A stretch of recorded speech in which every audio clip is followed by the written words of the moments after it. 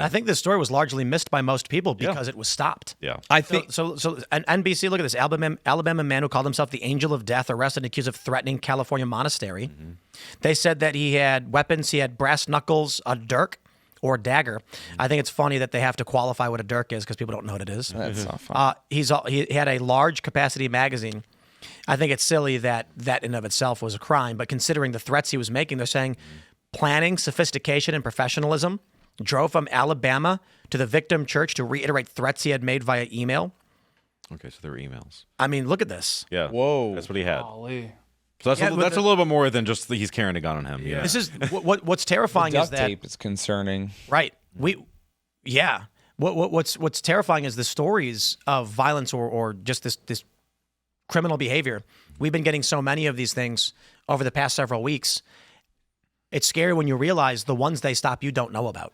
Yeah. If all police and all law enforcement just said we're on vacation this week, I bet you'd have thousands of stories. Yeah. Yeah. If you things Then like this. just a few months ago in Abbeville, Louisiana, right? So they were having a Sunday mass. It was First Communion, I believe, and a man came in with a gun and attempted to discharge it. And luckily, I believe they have a person who was a deputy or something, and so they were able to grab him quick enough and then put the church on lockdown. I think I heard this one. But it's one of these things that was thwarted, and so it didn't get a lot of attention. Yeah, there was someone who was attacked in Spokane, Washington. A priest was attacked on the altar. Like someone tried to get up there and attack him. And you can fact check me. I don't know how true this is, but I'd seen a meme float or like an infographic floating around. So this is not, but saying there have been 500 attacks on Catholic churches since 2020. It's been a lot. Some absurd number. Arson. I know of several just personally that I've like gone to a parish and they're like, you missed it. Last week, a guy fist fought our priest and we had to grab him. Like,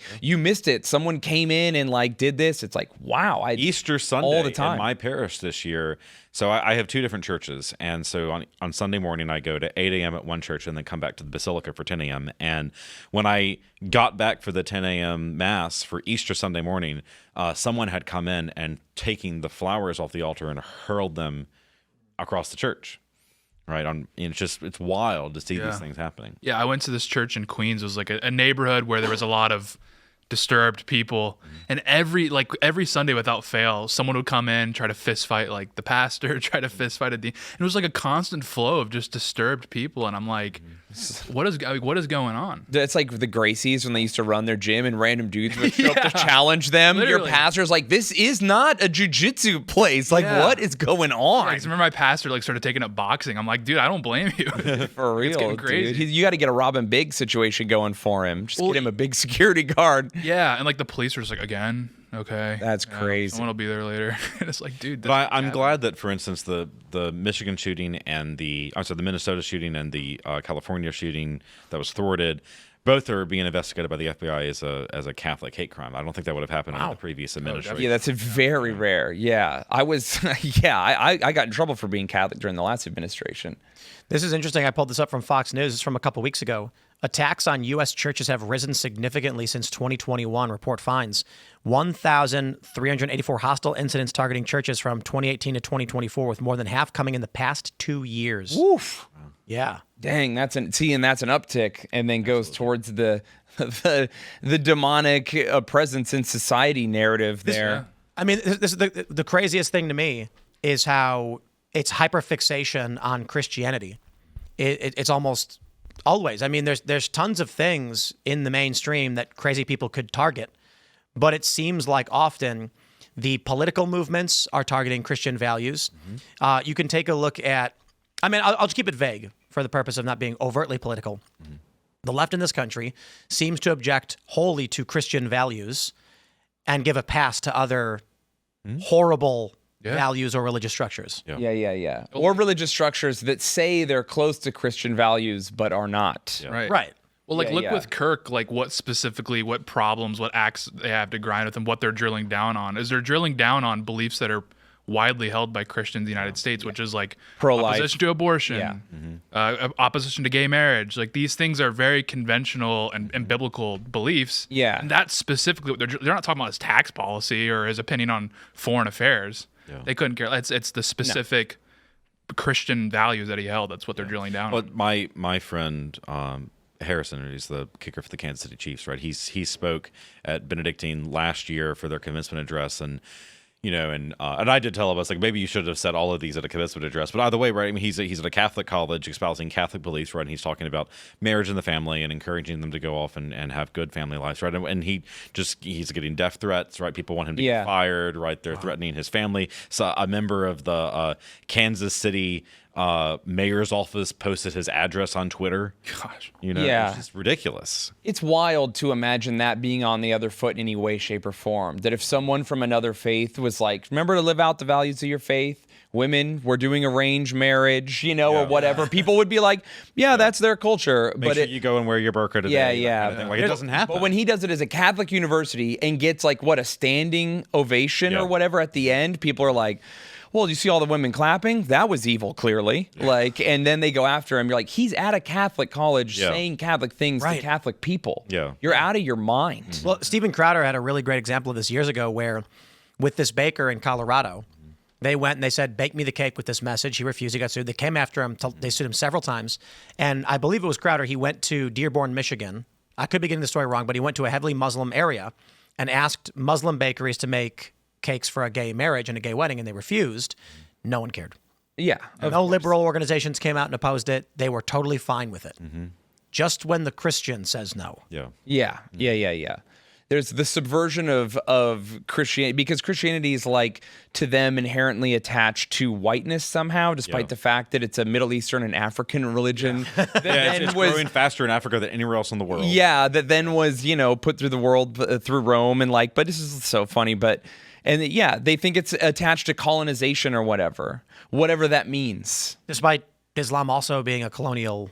Despite all cultures having a colonial history. Right. The Lakota Indians, the Comanche, the Apache, Aztecs. No one ever complains about how the Pacific Islanders colonized all these islands. Yeah. I'm it's half silly. kidding, by the way. Every single culture has been colonized by another culture, but we're somehow uniquely evil because of our position in history and the fact that we did the Industrial Revolution, I guess. I don't know. I think they just want to destroy us. Yeah. That's why they will defend, everything they claim that they're opposed to can be seen in other cultures they don't care about, even here in the United States. Mm-hmm. Yeah. It's just the United States. Christianity is the bedrock of Western civilization, specifically the United States. And so it's of course, these people fundamentally hate their fathers. And what is more paternal, what is more representative of a father than Christianity, of God? And so, of course, these people are going to react with not just vitriol, but they have a personal grudge against Christianity because they feel like it's in direct opposition to every single thing they stand for. Well, if you feel abandoned by your father, you would also, and as a young man who grew up without a father and made all the mistakes young men without fathers make, I also was an atheist who was mad. Why would you let this happen to me? I didn't have a father to look to. Mm-hmm. And that's the number of, and again, this might be something I'm being wrong, but I've heard from priests and even other Protestant pastors and stuff, the number one indicator of if a child is going to grow up and be a healthy, normal Christian adult is if they get to see their father be devout. Yeah. That's it. Not their mother, not their cousins, not anyone else, not even their priest. Mm-hmm. It's seeing your father submit himself to God. There's a statistic I saw recently. It was actually done by the Southern Baptist Convention. They did the study, but it was if a child is the one to recommend the family go to church, right, 3% of the families will go. If it's a mother, 17% of families. If the father recommends, 98% of families will go to church. That's the effect of fatherhood. And so we are experiencing a crisis of fatherhood, I think, right now. Absolutely. This is I saw this video from Charlie Kirk actually in the wake of the devastating, horrible assassination. Videos from Charlie have been going massively viral. Mm-hmm. And there's a really interesting one where he is challenged on whether or not this country was a Christian nation. And we've had this debate many times. And we hear from liberals all the time saying the founding fathers intentionally did not put it in the Constitution because it was not meant to be a Christian nation. But what they're omitting from this is the reason why the founding documents at the federal level omit religion was because the states had slightly different takes on it. Mm-hmm. And so the federal government was saying, we're not going to force Catholic Maryland to agree with Protestant Massachusetts. Yeah. And so the federal government says we're stepping back. But the states themselves, just so I pulled this up, required belief in God or Christianity. Massachusetts required officials to declare a belief in Christianity. North Carolina barred anyone who denied the truth of the Protestant religion. Pennsylvania required a belief in God and the divine inspiration of the Old and New Testament. South Carolina required belief in Protestant religion. Virginia did not, and Virginia guaranteed freedom of religion with no religious test. New York guaranteed free exercise, but still assumed general belief in God as a cultural norm without a legal requirement. Rhode Island, before the Revolution, it was founded on religious freedom and had no test for belief in God. Many of the states explicitly have in their constitutions Christianity. I'll add to Yeah. that. I mentioned this in the car ride over. I believe in the state of Connecticut, it's technically still part of the state constitution that a Catholic can't hold office. In the American freedom of religion isn't freedom to just be like whatever, like, oh, I worship flying spaghetti monster, I'm edgy or whatever. It's freedom to choose your denomination of Christianity without being brutally murdered, like was happening in Europe. So Quakers, Lutherans, Anglicans, and Catholics were like, all right, and they were doing the meme that we're doing now. We are at war, but not with each other. Real. Let's get these colonies going. Listen, you guys go up there. We're weird about Catholics. And then, of course, we name it Maryland. We're not beating the allegations there. That we, it's just that poke everyone in the eye like we're mama's boys. But They did amend a lot of their state constitutions, don't get me wrong. yeah. But at the founding, they say this wasn't a Christian nation. It's like, well, most of the states were explicitly. we mentioned God in the Constitution 4 times. That's not nothing. 4 times in your declaration, it's a big deal. The motto or is- the the Declaration motto of of Independence. Congress, I can't right. remember. But also, good.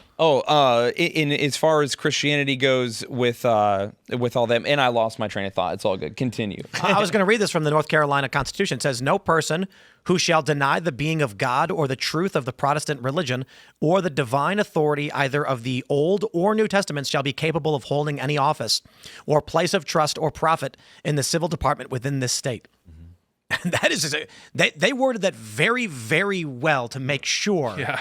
There's a lot of commas there. Who said the Constitution was written for people who believe in God and would be What was it? John Adams said for religious and more or ethical people. religious and ethical people. Otherwise, it Moral would be people, yeah. insufficient. Wholly insufficient. For anyone Wholly else. insufficient. Yeah. There Yeah, it is. South Carolina, so the states that required Protestants, Catholics were barred from holding office. So it's actually more than Connecticut. Yeah, because they were coming off the heels of like the English Civil War and the glorious. So it was more of a political arrangement because they were terrified of like what happened to France and Spain. Yeah. And so then the 19th century rolls around and then we get used to Catholics. We're like, all right, you guys maybe drink a bit much, but you're on the team. All right, you can hold office. Yeah.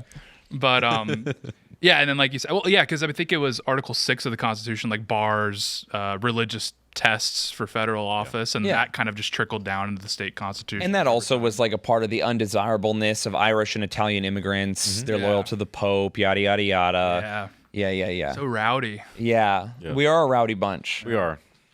So, but yeah, it's to say that the America isn't inherently Christian is like Crazy. It's a lie on its face. It's a crazy thing to say and to argue for, to be like Benjamin Franklin was a freaky pervert, so everyone else wasn't. Like, what? No. They make these founders like as if they're just these total progressive. Like if you could just show them like the religious demographic makeup of Michigan, they'd be like, actually just never mind. Explicitly Anglican, sorry. Yeah. Thanks for watching this clip from the Culture War podcast. We're live every Friday, 10 a.m. to noon, so subscribe and come hang out.